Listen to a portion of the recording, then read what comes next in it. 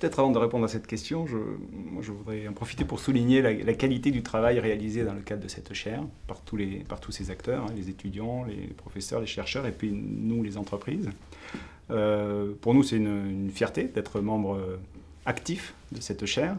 Et puis c'est toujours avec plaisir que nous partageons nos expériences, nous confrontons nos points de vue.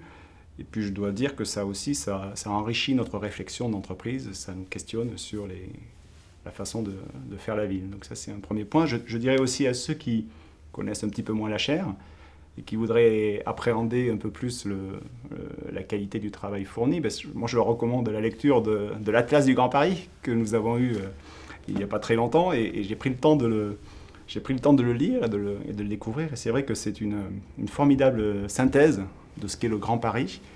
Mais c'est aussi une analyse des grandes mutations qui s'opèrent au sein du Grand Paris et des grands enjeux que tous les acteurs qui construisent la ville devront affronter. Et puis, ça ne manque pas non plus de nous questionner sur notre métier et notre responsabilité en tant qu'acteur de la ville. La question du sujet prospectif sur lequel la chaire pourrait travailler, je trouve que ces derniers temps, dans l'écosystème de l'aménagement en France et tout ce qu'on a pu citer auparavant, beaucoup de choses ont été faites sur le contenu des projets.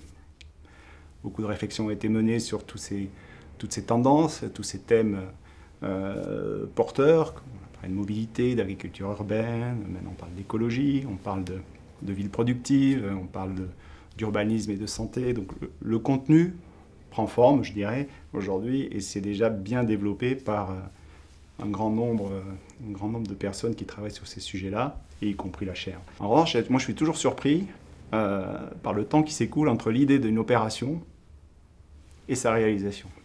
Et je trouverais intéressant que dans le cadre de la chaire, qui réunit, comme vous l'avez dit, des acteurs publics, privés, mais aussi des étudiants et des chercheurs, c'est de réfléchir sur le rythme de nos projets. Public, privé travaillent ensemble maintenant depuis 5 ans de manière plus fréquente. Donc c'est peut-être le lieu idéal pour trouver des solutions à quand même ces contraintes du temps sur l'ensemble de nos projets.